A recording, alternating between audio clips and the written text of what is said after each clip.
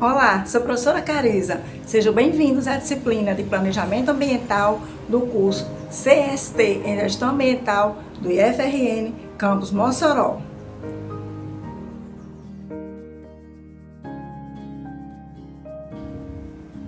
Nas cidades, a vida é mais pequena do que aqui na minha casa de cima deste outeiro. Nas cidades, as grandes casas fecham a vista à chave, empurram para o céu o nosso olhar por mais distante que a gente puder. Tornam-nos pequenos, porque retiram de nós o que os nossos olhos podem nos dar. E tornam-nos pobres, porque a única riqueza da gente é ver. Vamos iniciar a videoaula de hoje mostrando um olhar diferente das cidades para as zonas rurais, sobre as novas perspectivas, sobre os novos olhares. Vamos iniciar a videoaula sobre desenvolvimento rural sustentável, onde a gente vai conhecer hoje as políticas públicas, as principais iniciativas para manutenção, para ordenamento, organização, para gestão das áreas rurais no Brasil, assim como vamos conhecer também as prioridades na zona rural brasileira, que são nas áreas de agroextrativismo, terras indígenas, povos e comunidades tradicionais e da sociobiodiversidade. Vamos ver então esse novo e grande horizonte do interior do Brasil, com seus potenciais, seus conflitos e seus impactos ambientais.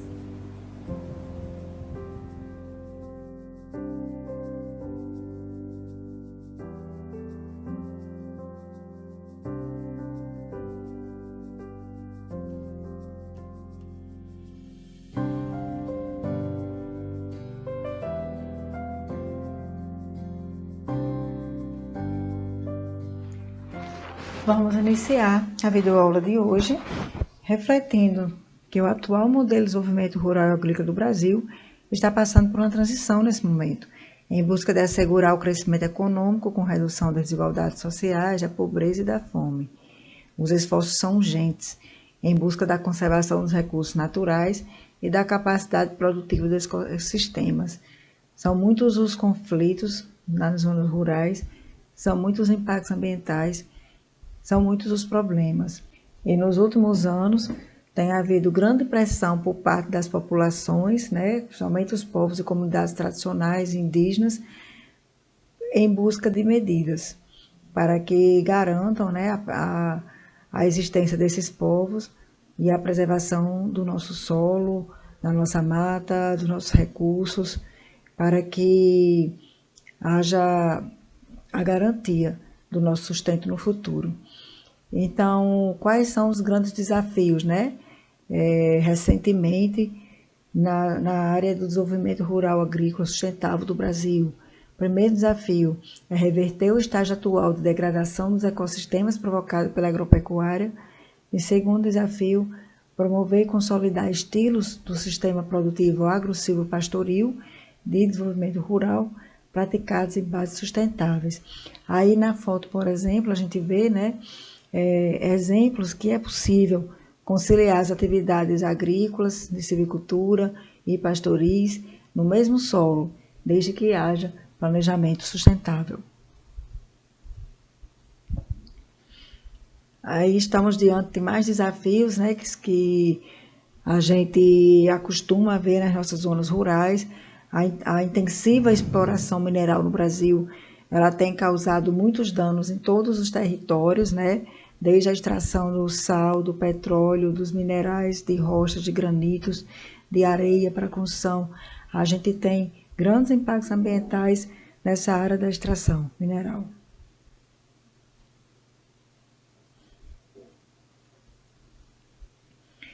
Da mesma forma também em relação à água, às fronteiras, Por exemplo, as nossas portas do Brasil estão desprotegidas, Nas fronteiras há grande tráfico, não só de mercadorias, Como também de recursos minerais importantes, como a água. Aqui, por exemplo, a gente vê, navios estrangeiros estão roubando água do Rio das Amazônias. É comum os transatlânticos, que seriam de petróleo, os petrolíferos, eles virem buscar água na nossa Amazônia brasileira na forma de tráfico ilegal. tá certo? Ó, navios petroleiros roubam água do Amazonas. Isso aqui são notícias recorrentes há décadas. Temos também, né, a grande ameaça em cima da nossa floresta amazônica, né? Um plano de ocupação dos estrangeiros vem sendo desenvolvido nos últimos anos aqui no Brasil. Então, toda atenção deve ser dada às nossas florestas, né, às nossas zonas rurais, às nossas fronteiras, porque daí pode acontecer a depredação e os recursos vitais, como a água, de forma rápida e despercebida, e quando se perceber, tarde demais.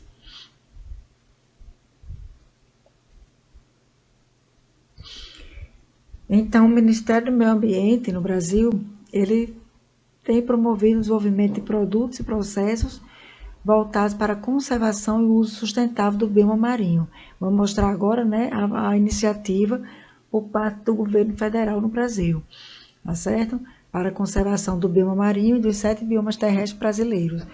O Ministério do Ambiente, né, visa estimular a adoção de tecnologias sustentáveis, especialmente nas atividades realizadas à agricultura, ao agroextrativismo e à agroindústria e suas cadeias produtivas.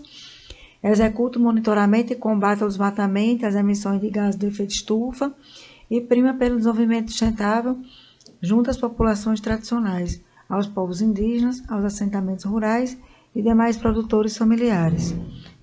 Então, a gente é uma população, né, de agricultores, pescadores, de cultivadores, de pessoas que trabalham no extrativismo mineral. Então, as nossas zonas rurais é onde acontecem as atividades da indústria de base do país. O objetivo do desenvolvimento rural sustentável é incentivar o uso adequado da terra e dos recursos naturais nas áreas de agropecuária, do tipo patronal ou empresarial de grande escala, como é o caso aqui dessa foto, que a gente mostra, né, uma lavoura mecanizada. Também precisa ser visto também as comunidades extrativistas, as terras indígenas, como também precisa ser visto também as áreas susceptíveis de desertificação no Brasil, que já são várias, principalmente no nosso semiárido nordestino. Precisa também ser visto a agricultura familiar e os assentamentos à reforma agrária. Então, essas áreas são as áreas que o Ministério do Meio Ambiente procura políticas e propostas de intervenção, de gestão, de ordenamento, para que essas atividades aconteçam no Brasil sem comprometer os nossos recursos naturais. Aí a gente tem nesse mapa aqui a distribuição dos estabelecimentos rurais em 2006, né? São dados do IBGE de 2006. Valendo lembrar agora que os nossos mapas nessa área do diagnóstico das áreas rurais, eles estão bem atrasados. A maioria dos mapas, a maioria das pesquisas, elas têm acontecido, né, entre os anos 90 e entre 2010. As últimas foi em 2013, 2016, então a gente está carecendo de pesquisas, de levantamentos nessa área, na área da geografia da zona rural do Brasil e das populações também que habitam a zona rural. Então, a gente vê aqui os estabelecimentos rurais, ó, predominantemente, né, na parte do mais antigo povoamento do Brasil, que é o Nordeste brasileiro, né, o Nordeste brasileiro, o Sudeste, o Sul, principalmente no litoral, onde tem os pontos vermelhos, são os pontos mais adensados, que tem maior quantidade de fazendas, e à medida que os pontinhos amarelos, né, vão se espalhando no Brasil, até que chegar na Mata Amazônica, eles vão se diminuindo, né. Então, a nossa Mata Amazônica, ela, apesar de estar sofrendo o avanço das comunidades, mas ela ainda tem grande contingente ainda de mata virgem. E o apoio aos projetos, né? O que é que o Ministério do Meio Ambiente patrocina, né? Essas informações estão no site, até os dias atuais. O que é que patrocina no sentido de apoio aos projetos nas zonas rurais? Né? Na linha de desenvolvimento rural sustentável, o Ministério do Meio Ambiente trabalha em 4 áreas prioritárias de fomento, que é o agroextrativismo, a carteira indígena, povos e comunidades tradicionais e a sociobiodiversidade do Brasil, brasileira. Financia projetos para o fortalecimento econômico e social de comunidades tradicionais. Esse componente recebe projetos a partir de demanda espontânea, né? As pessoas precisam e procura os bancos atrás de um recurso. São 3 categorias de projetos. Tipo A, que é até R$ 5.000, o valor do financiamento. Tipo B, de R$ 5.000 a R$ 30.000. Tipo C, de R$ 30.000 a R$ 100.000. Valendo destacar que os 2 últimos estão suspensos nesse momento. Somente o primeiro está acontecendo. Todos os projetos são aprovados em instâncias coletivas, comitê gestor e comitês locais, compostos por representantes do governo e da sociedade civil.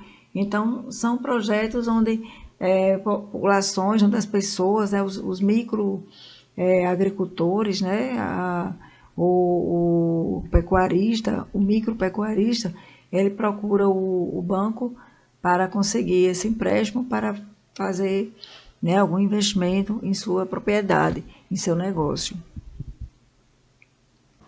Em relação ao agroextrativismo, o apoio do Ministério do Meio Ambiente a esse tipo de projeto, ele prioriza essas linhas aí. A primeira linha, produção, beneficiamento e comercialização de produtos agroextrativistas. Segunda linha, apoio à criação e à consolidação de unidades de conservação de uso sustentável, projetos de desenvolvimento sustentável e assentamentos extrativistas. Terceira linha, organização e fortalecimento das comunidades agroextrativistas. E, por fim, a capacitação dessas pessoas que trabalham nessas áreas, nas zonas rurais. Nesse mapa aí, que é o Mapa Agropecuário do Brasil de 2013, fornecido pela Embrapa, a gente vê os principais produtos agrícolas produzidos em 2013, A gente tem o café, a laranja, a cana-de-açúcar, a soja, o tabaco, o milho e o mate, da agricultura. E os principais produtos pecuários são a carne bovina, a carne de frango e a carne suína, tá certo? Então, a gente tem aqui no Nordeste a predominância de babaçu, algodão, pinhão e massa e mamona. Temos no Sudeste a predominância do amendoim. Temos no Centro-Oeste o gado e a soja. E temos aqui os produtos do Sul, girassol, aves e suínos. E no Norte, o dendê, como os principais produtos. Aqui a policultura, A gente vai ver aqui em amarelinho as regiões que praticam a policultura, Que é mais saudável, é mais indicado para o solo. Onde tem em amarelinho, laranja, cultura de grãos, a monocultura, Que ainda predomina em algumas regiões aqui do Nordeste, da Bahia, Aí a gente vê em laranja, culturas diversificadas de criação, em marrom, culturas de grãos de criação. Aí a gente vê criação melhorada aqui em verde escuro, criação extensiva no cinza, Aqui no Pantanal, a concentração na criação do gado do Brasil. A criação extensiva e policultura em verde claro aqui na maior parte do Nordeste. As florestas aqui na maior parte da Amazônia, na Amazônia. O extrativismo são os pontinhos, onde a gente vê. E a concentração leiteira são esses círculos, esses cordões vermelhos que se concentram no interior paulista, tá certo? Aqui no centro-oeste do Brasil e no sul. Então, a gente tem hoje o Brasil, com essa predominância de atividades nas zonas rurais. Em relação à extração mineral, a gente tem extração de metálicos, que são alumínio, cobre, estanho, ferro, manganês e ouro, em todo o Brasil. Extração de não metálicos, que são os calcários, diamante, sal marinho, principalmente aqui na região do Nordeste, Rio Grande do Norte, onde o Rio Grande do Norte destaca aqui na produção do sal marinho e calcário. Temos energéticos e carvão, também mais no sul, sudeste do Brasil. E o petróleo, no norte, nordeste e sudeste.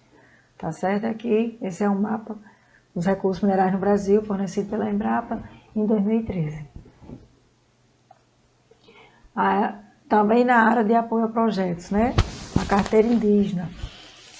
Ela é um projeto que está suspenso desde 2009, mas ela ainda consta no site do Ministério do Meio Ambiente, como ainda uma atividade que o Ministério pode ativar novamente, A carteira de projetos Fome Zero e Desenvolvimento Sustentável de Comunidades Indígenas, que foi chamada carteira indígena em governos passados, era uma ação do governo federal, resultante da parceria entre o Ministério do Meio Ambiente, através da sua Secretaria de Extrativismo e Desenvolvimento Rural Sustentável, e o Ministério do Desenvolvimento Social e Combate à Fome.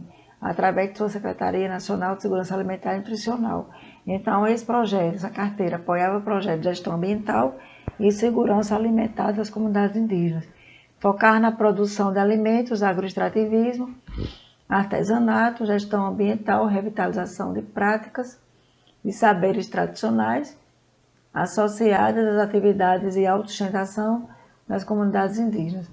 Então, esse projeto, infelizmente, está suspenso desde 2009, né? Inclusive, nesse momento, estão havendo mudanças, né? Alterações nas políticas e gestão de terras indígenas no Brasil.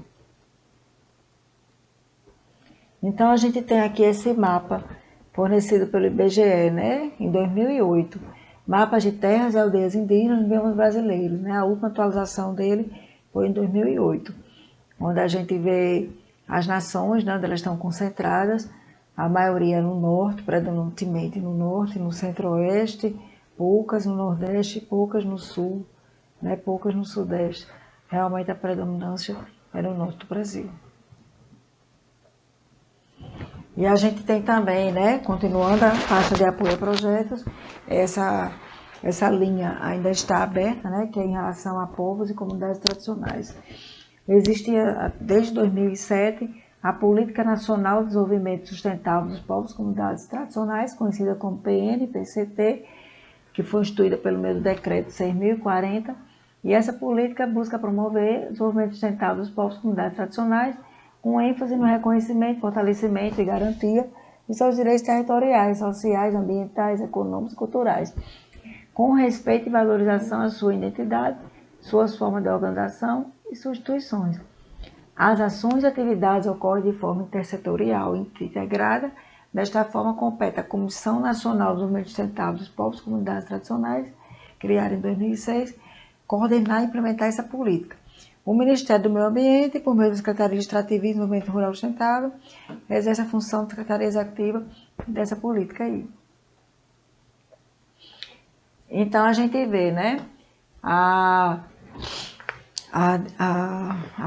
diversidade, né, desses povos no Brasil é enorme. Aqui eu exemplifiquei com algumas, né, de regiões diferentes, mas se você buscar Brasil afora, são centenas de comunidades, né, milhares de comunidades que estão nas zonas rurais e que mantêm a característica de povo tradicional. E que também merece, né, auxílio, fomento, apoio para a manutenção, né, dos seus costumes, para a manutenção do seu sustento, da sua sobrevivência, não só do ponto de vista material, econômico, mas cultural também. Temos aqui alguns exemplos, como os Palmares em Alagoas, o Ocareté no Paraná, Santa Maria, né, os Bororóis no Amazonas, né, e por aí vai a diversidade das comunidades brasileiras. A comissão do Ministério do Meio Ambiente, né, ela é composta por 15 representantes de órgãos e entidades de administração pública federal e 15 representantes de associações não governamentais, ONGs. É presidida pelo Ministério do Desenvolvimento Social e Combate à Fome. Os representantes da sociedade civil são, né, quem são os povos que são classificados como comunidades tradicionais no Brasil. São povos faxinalenses, povos de cultura cigana, povos indígenas, quilombolas, catadores de mangaba, quebradeiras de coco de babaçu, povos de terreiro, comunidades tradicionais pantaneiras, pescadores, caiçaras, extrativistas, pomeranos, retireiros do Araguaia e comunidades em fundo de pasto. Aí temos também, né, o Plano Nacional para a Promoção dos Produtos da Sociobiodiversidade, PNSB, já entrando na pasta, né, dos apoios aos projetos da sociobiodiversidade.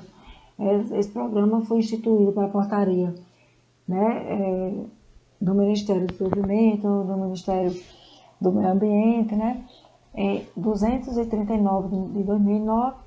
O objetivo é promover a conservação e o uso sustentável da biodiversidade e garantir a alternativa de geração de renda para as comunidades rurais, por meio do acesso às políticas de crédito, assistência técnica e extensão rural, aos mercados e aos instrumentos de comercialização e a política de garantia de preços mínimos.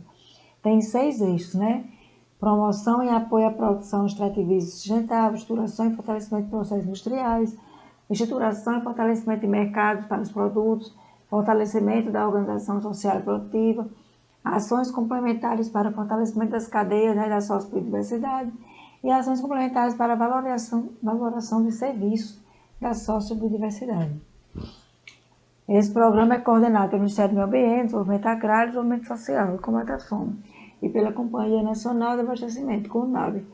Conta com governos estaduais, Casa Civil, a Agência Nacional de Vigilância Sanitária Anvisa, o Serviço Florestal Brasileiro, o Instituto Chico Mendes, Instituto Nacional de Regularização e Reforma Agrária, o INCRA, a Agência de Cooperação Técnica Alemã, a AGIS, a Empresa Brasileira de Pesquisa Agropecuária, Embrapa, o setor empresarial, agências de fomento e sociedade civil organizada.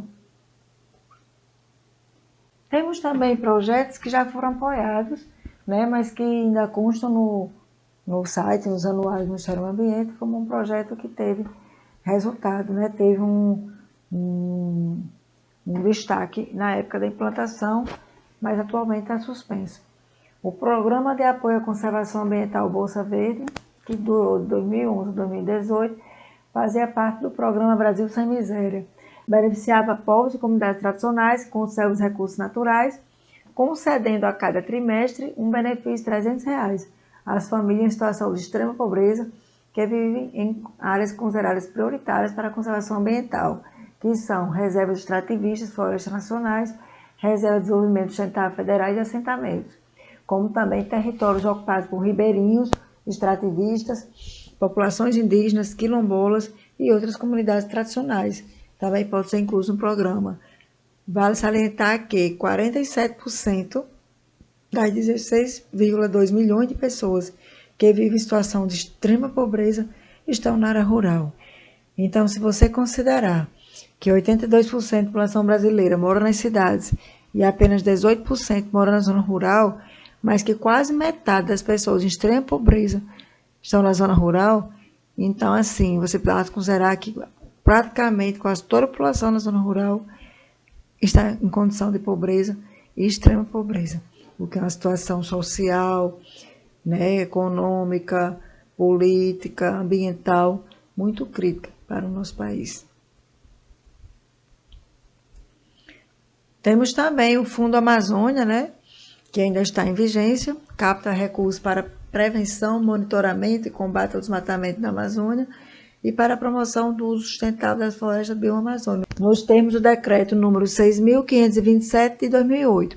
O Fundo Amazônia é gerido pelo Banco Nacional de Desenvolvimento Econômico e Social, BNDES, que também se incumbe da captação de recursos, da contratação e do monitoramento dos projetos e ações apoiados.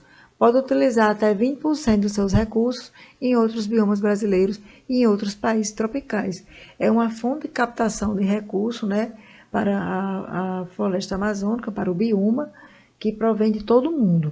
Inclusive, a maioria dos investidores, né, são países estrangeiros do primeiro mundo, principalmente países europeus. O Fundo Amazônia apoia projetos nas áreas, gestão de florestas públicas e áreas protegidas, controle, monitoramento, fiscalização ambiental, manejo florestal sustentável, atividades econômicas desenvolvidas a partir do uso sustentável da floresta, zoneamento ecológico e econômico, ordenamento territorial e regularização fundiária, conservação e uso sustentável da biodiversidade, recuperação de áreas desmatadas. Então, há hoje uma cooperativa internacional, né, posso dizer assim, que capta recursos para manutenção e exploração sustentável da floresta. Então, há muitas áreas da floresta que têm sofrido concessões, né, com os fins de pesquisa, preservação, de apoio à sociobiodiversidade, por exemplo, né, de apoio às comunidades tradicionais, mas que a gente precisa, né, a população brasileira, ter o olhar de fiscal, né, fiscalização, para que não aconteça nenhuma irregularidade, né, nessas áreas que são ambientalmente sensíveis, socialmente sensíveis. A gente tem aqui atualmente no Brasil 103 projetos apoiados pelo Fundo Amazônia. É um dado atual, uma situação atual, né, que é mostrada, controlada, monitorada pelo Ministério do Meio Ambiente, onde, né, mais de 1.859, né, no caso, mais de 1 bilhão já foram recebidos, mais de 1 bilhão já foram desembolsados nesses 103 projetos aí, com os recursos que tem recebido, né? Então, a gente tem em vermelho projetos com municípios, temos em laranja, aqui no mapa, projetos com estados, temos aqui em amarelinho projetos com União, em verdinho projetos com terceiro setor, né, com as ONGs e as associações cooperativas, temos em azul projetos com universidades e temos em azul marinho projetos internacionais também, que são vários já colocados tanto no Brasil como em outros países, que contém o bioma Amazônia em seus territórios. Aqui é um mapa das unidades apoiadas pelo ARPA, que é o Programa de Áreas Protegidas da Amazônia, realizado em 2006. Aqui, nesse controle, né, a gente vê as unidades apoiadas, as unidades de conservação e proteção integral em azul marinho, em vermelho, unidades de conservação de uso sustentável. As demais áreas protegidas, a gente vê em laranja, unidades de conservação, né, e em amarelo, terras indígenas, e em verde, o bioma Amazônia. Então, a gente hoje tem uma grande parte, né, do território, graças a Deus, em área de proteção integral ou de uso sustentável, em decorrência desses projetos, né, muitos de fonte estrangeira, outros de universidades, outros de comunidades tradicionais, que têm feito a preservação dessas áreas de forma pontual. Aqui outro mapa, né, apontando também fornecido pelo IPAM, né, que é o Instituto de Pesquisa Ambiental da Amazônia, é um mapa de terras indígenas e unidades de conservação em 2016, né, que só complementa as informações do slide anterior. Aqui também do IPAM, no levantamento de 2016, temos mapas de unidades de conservação, as áreas de floresta em verde, as áreas de desmatamento em vermelho, e da vegetação não florestal, que é a área de fazenda, né, de agricultura e pecuária em marrom. Então, a gente vê aqui a gravidade, né, da ocupação humana nos últimos anos, nas últimas décadas, né, são o desmatamento, como as monoculturas, né, as fazendas, estão se alastrando rapidamente para a floresta amazônica, que é um grande pulmão do mundo, é o maior reservatório de água e ar do mundo e de biodiversidade. E agora, em relação ao turismo, né, temos também que dar um olhar sobre o turismo sustentável. Afinal de contas, a grande parte do turismo brasileiro acontece nas zonas rurais, nas zonas de matas, né? Então, temos aqui no Brasil o Programa para o Desenvolvimento do Ecoturismo na Amazônia Legal, ProEcotur, que foi desenvolvido pelo Ministério do Meio Ambiente, com ações estruturantes e fomento ao setor ecoturístico na Amazônia Legal. Ele foi resultado de acordo firmado entre o governo brasileiro e o Banco Interamericano de Desenvolvimento, BID, para vocês verem como a Amazônia, como o Brasil, as matas brasileiras têm chamado a atenção dos países, né, em todo o mundo. Então, sempre tem havido comissões, cooperativas, grupos, bancos que estão investindo nas matas do Brasil, que estão conseguindo concessões para os mais diversos fins.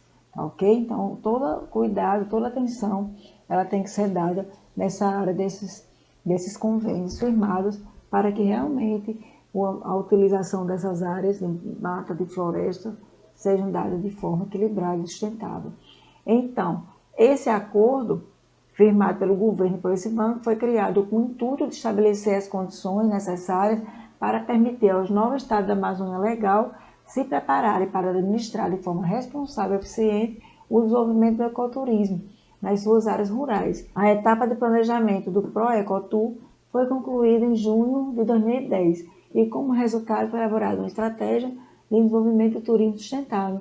Essa estratégia foi elaborada com base no estudo do mercado nacional e internacional do turismo sustentável para a Amazônia Legal, realizado em 11 países e no Brasil, e também foi baseada no diagnóstico da oferta turística efetiva e potencial da Amazônia. A gente tem aqui, né, os limites das Amazônias, né, o bioma da a Amazônia brasileira, cercadinho aqui de verde, né? Aqui, ó. Aí temos aqui em vermelho o bioma da Amazônia Legal brasileira e temos o limite da Panamazônia, né? OTCA, que é todo o bioma que envolve o Brasil e os outros países vizinhos. Aqui, mais 9 países. Aqui nós temos exemplos de alguns parques, né? É uma mata de muitos inúmeros parques, né? Graças a Deus, temos muitas reservas ecológicas, tanto de uso sustentável como de preservação total, tá certo? Então a gente tem hoje na Amazônia várias reservas, tanto de âmbito nacional como estadual, como pertencente a tribos também, a povos indígenas, comunidades tradicionais, tá certo? Como também privadas. Vamos agora, né, dar uma olhada sobre as terras indígenas, né? Que são várias, são diversas, tem milhares de povos indígenas no Brasil. Então é uma terra, é um povo que não dá para ser ignorado, tem que ser considerado.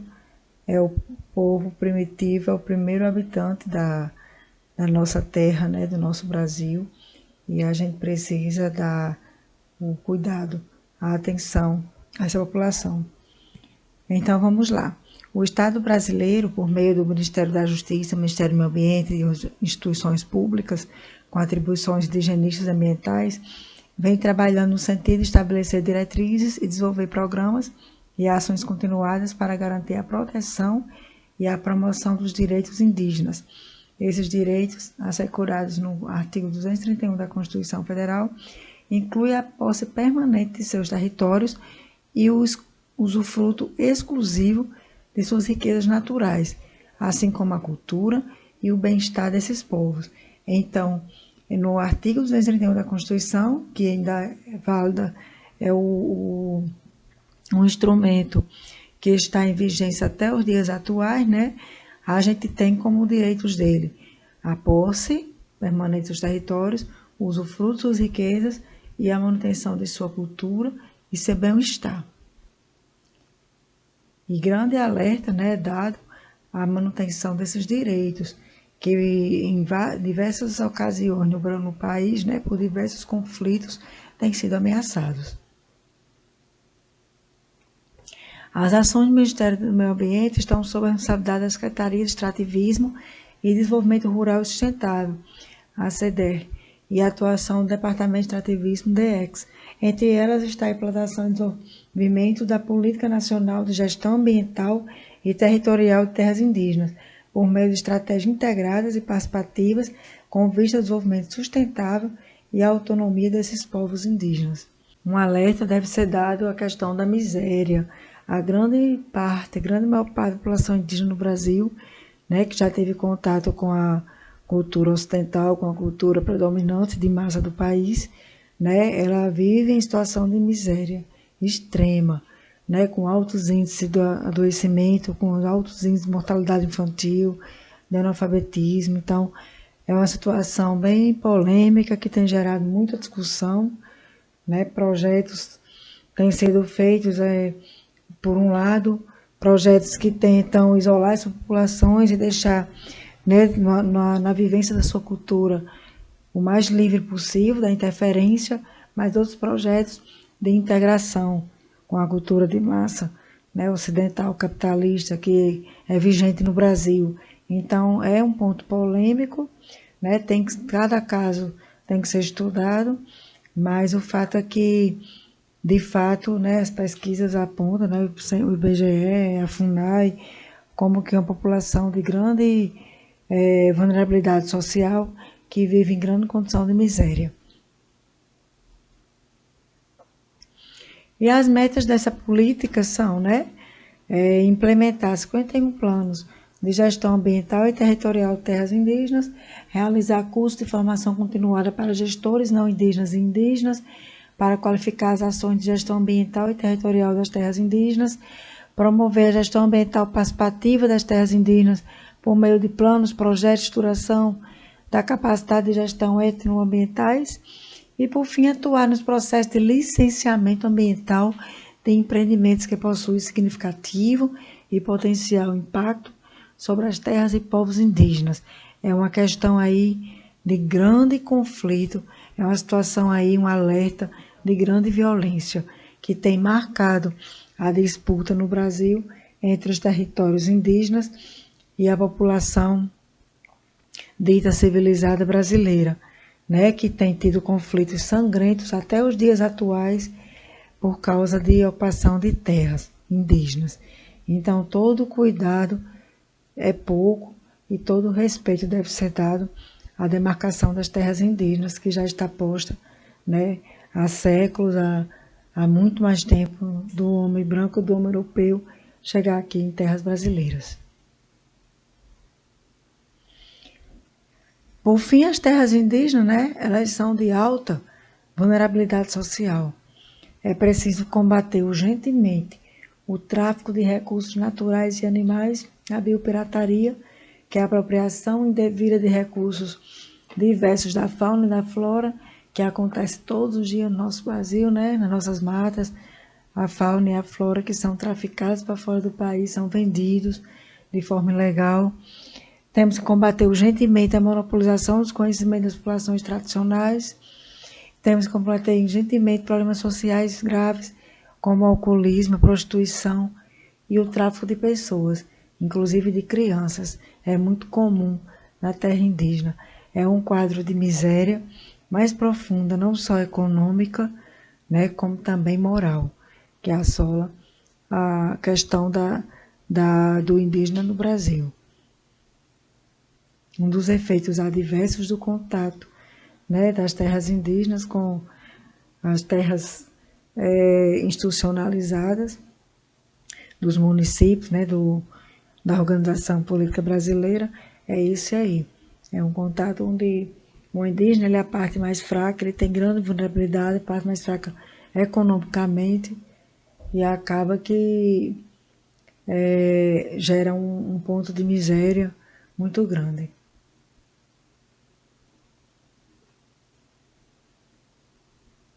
Fica aí o alerta da exploração que acontece nas terras indígenas.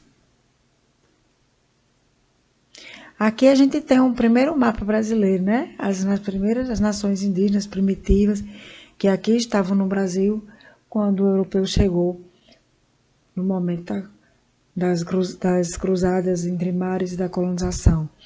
A nação Tupi-Guarani, né, onde estava o nosso Rio Grande do Norte, eram os principais indígenas daqui, juntamente com os Cariri. A nação G, né, era considerada uma das maiores do Brasil, aqui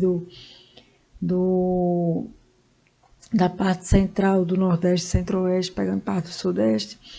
A nação Arawak, em azul, a nação Caribe, em verde, com a nação amazonense, que ainda tem muitos representantes até hoje. A nação Cariri, né, que era aqui no centro da região Nordeste, do Seridó, né, do Seridó do nosso Rio Grande do Norte e do semiárido do Nordeste brasileiro. A região Pano, aqui também, que na Floresta Amazônica. A região Tucano, também na Floresta Amazônica. A Charruá, que é aqui no Rio Grande do Sul, né? E outros grupos aqui em Rosa, aqui do Nordeste, Centro-Oeste e tal.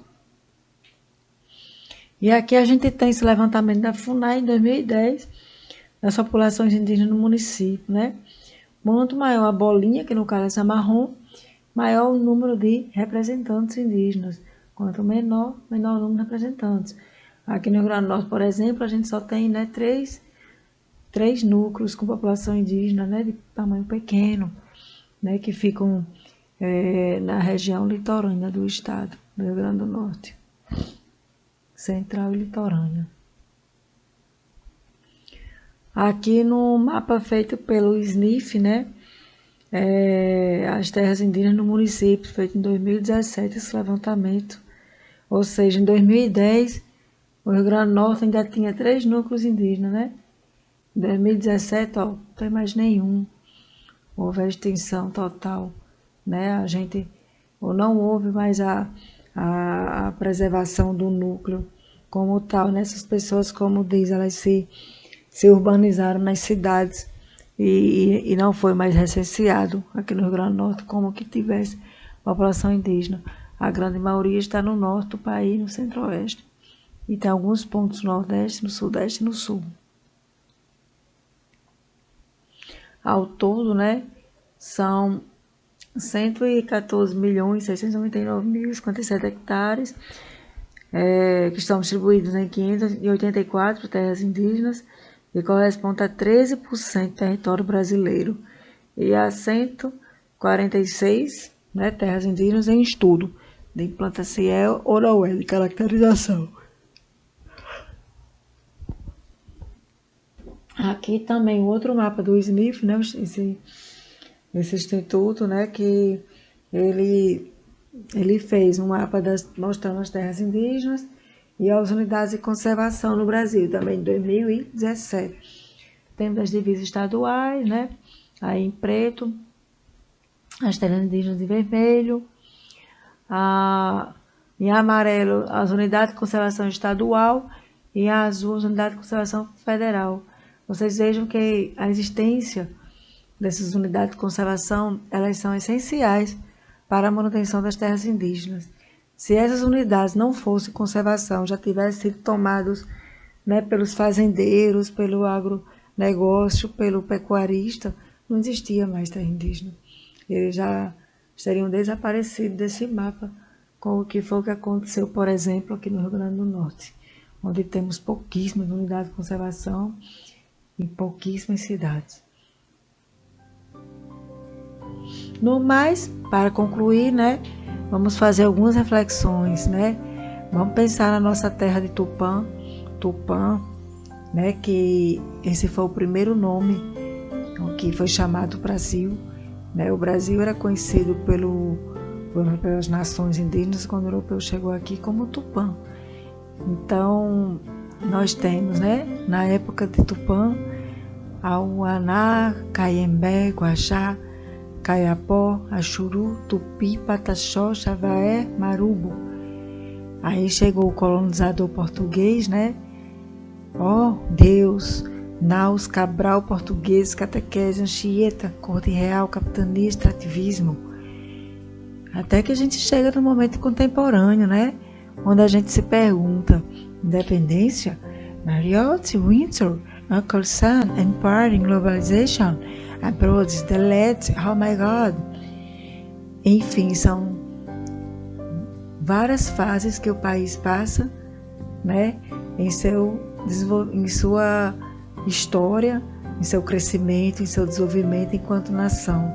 Era uma nação indígena, né, que pouco tempo depois da descoberta pelos portugueses passou a ser uma nação portuguesa, de origem portuguesa, mestiça, miscigenada, mas com todos os costumes, com a lei, né, com os tratados portugueses aqui, e que hoje se coloca numa situação de não mais português, mas de imperialismo americano, né, com um grande estrangeirismo em suas ações, em seus projetos, em seu mercado, em sua indústria, né, em seu modo de agir, em seu modo de produção, tanto da cidade como dos artefatos, como da mente das pessoas. Então, como dizia o velho sábio geógrafo Milton Santos, antigamente as grandes nações mandavam seus exércitos conquistar territórios, e o nome disso era colonização. Hoje as grandes nações mandam suas multinacionais conquistar mercados, e o nome disso é globalização. Milton Santos, 2001. Não importa se for através de exércitos ou através de mercados, empresas, mas a ação de conquistar o outro, a ação de colonizar o outro, a ação de globalizar, ela é igualmente agressiva em qualquer local do mundo, em qualquer país do mundo, quando ela implica desrespeito às suas populações tradicionais, às suas comunidades originais, né, que com o tempo, com o passar dos anos, vai ficando cada vez mais pobre, vai se deixando explorar em prol do enriquecimento de uma minoria.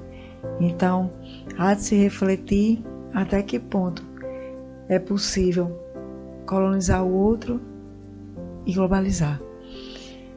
Essas reflexões podem ser ampliadas nesse vídeo aí de Globalização Milton Santos, onde ele fala sobre o mundo global visto do lado de cá, das periferias do terceiro mundo. É um excelente vídeo. Com isso aqui eu encerro a videoaula de hoje. Obrigada, até a próxima videoaula. Aqui tem as referências bibliográficas. Né? Eu trouxe aqui o ARPA, o Programa Áreas Protegidas da Amazônia. Trouxe aqui uma matéria publicada sobre Chico Mendes, o seringueiro, mártir da Amazônia, né? Temos aqui mais matérias. Temos aqui a pesquisa agropecuária da brasileira, PAB, realizada pela Embrapa, né? Em 2020. Temos aqui o site da FUNAI, né, a Fundação Nacional do Índio, também precisou ser consultado. Temos o site do Fundo Amazônia, o site do IBGE, com a pesquisa Terras e Aldeias Indígenas dos Biomas Brasileiros 2008, uma das últimas pesquisas realizadas em terras indígenas no Brasil. Temos aqui o site do IPAM, que é o Instituto de Pesquisa Ambiental da Amazônia. Temos o site do Ministério do Meio Ambiente, o Sistema Nacional de Informações Florestais, o SNIF também, que forneceu vários mapas e dados para essa pesquisa. E, enfim, obrigada. Até a próxima videoaula.